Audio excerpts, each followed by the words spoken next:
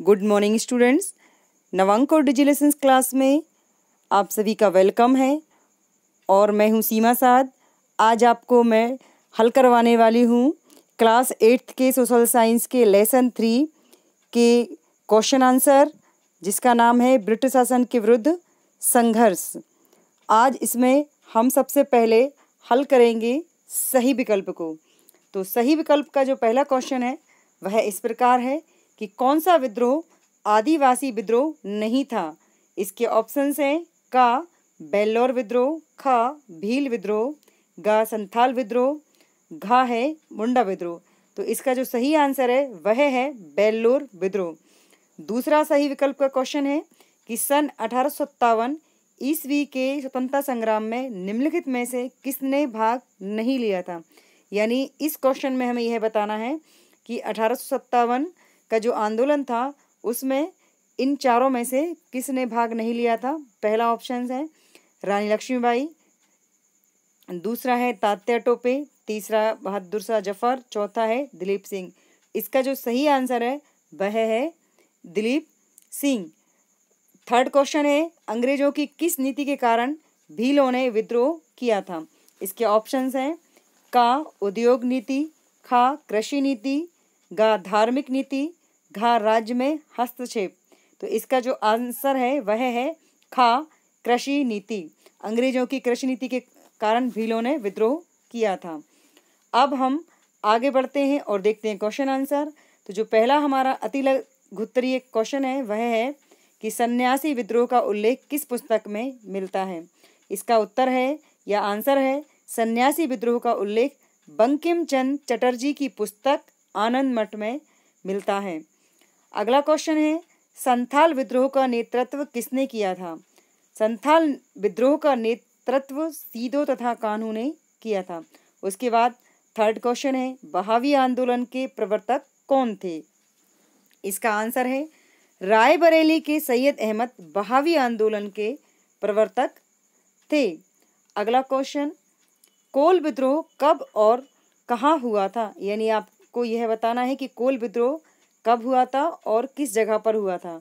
तो इसका आंसर है वह है कोल विद्रोह सन 1831 ईस्वी के आसपास सिंहभूमि, रांची, पलामू, हजारीबाग, मानभूमि आदि स्थानों पर हुआ था।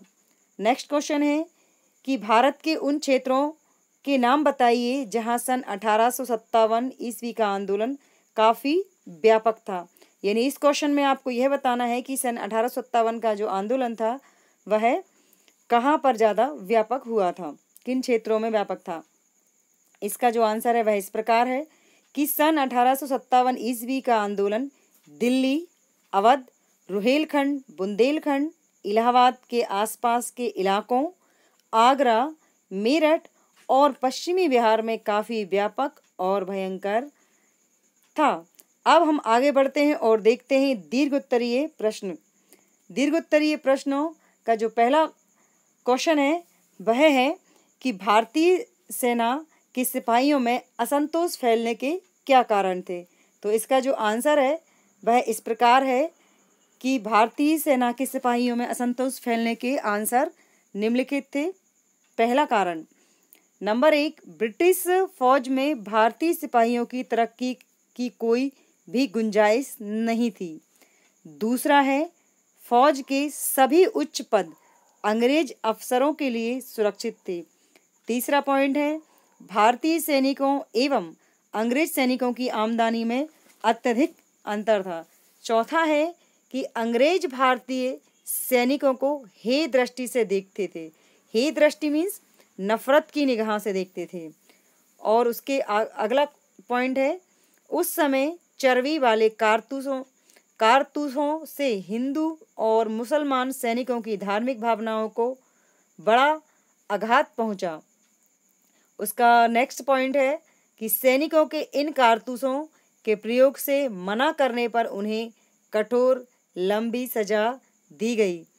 यहाँ तक कि मंगल पांडे को मार डाला था या मृत्यु की सजा भी उसे दी गई थी। दीर्घोत्तरीय क्वेश्चन का अगला जो क्वेश्चन है वो है कि सन 1857 ईस्वी के आंदोलन की असफलता के मुख्य कारण क्या थे? तो सन 1800 आंदोलन ईस्वी के आंदोलन की असफलता के कारण निम्नलिखित थे। इसका पहला कारण है कि तत्कालीन भारत में राजनीतिक चेतना की कमी थी एवं एकता का अभाव था। मीन्स उस समय भारत में राजनीतिक चेतना की कमी थी एवं एकता का अभाव था।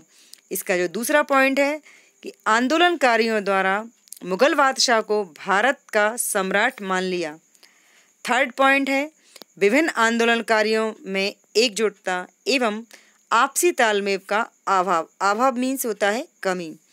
इसका चौथा पॉइंट है कि ब्रिटिश शासन के प्रति सब जगह तीव्र असंतोष का अभाव एवं कुछ लोगों द्वारा शासन का साथ देना था।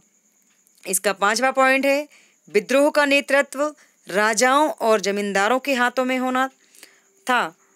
और अगला और लास्ट है कि ब्रिटिश शासन के पास बेहतर हथियार, सेना एवं संचार व्यवस्था का होना। यानी यहाँ पर हमने 6 पॉइंट आपको बताए हैं जो कि उस समय आंदोलन की असफलता के कारण बने थे। Thanks for watching.